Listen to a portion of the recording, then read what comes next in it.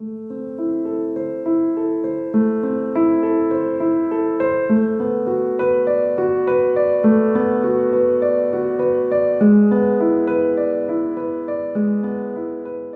work on the front lines in the ER seeing this every day, and obviously more now than ever. Would you be comfortable sharing an example of what you've seen a parent do really right when they come in versus maybe a parent and a child you've seen interact where you're like, that parent could be handling this better? Yeah, absolutely. And again, unfortunately, I see this all too often in the emergency department, or even after the fact. But number one, I think if we're going to talk about it not being handled appropriately, number one, it just wasn't taken seriously. It was verbalized. It was, a lot of these red flags were very apparent, and it just wasn't taken seriously. They thought that, oh, they were just acting out. It was a cry for attention. I'd never thought they would actually do something. And, not taking a suicidal statement seriously is probably the biggest mistake that we can do. And, listen, as a medical doc, I would put it right up there with, imagine if a loved one came to you and said, oh my God, I'm having chest pain right now. And you'd be like, oh, don't worry about it. You're fine. Right. You need to go to the hospital. We need to address it. This is something important. This is life or death.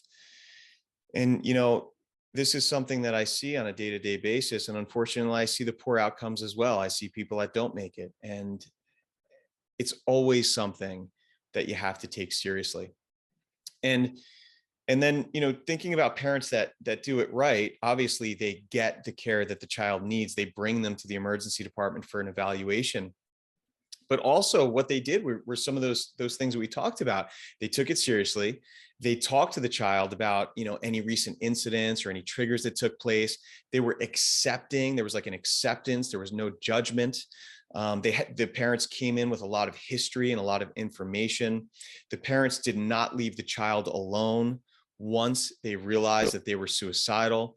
The parents took action to remove dangerous items from the house or in the immediate area, for example, sharp objects, medications, anything that might be, dangerous for the child. But most importantly, not leaving them alone and getting them help pretty quickly. But I'd probably say not taking it seriously is the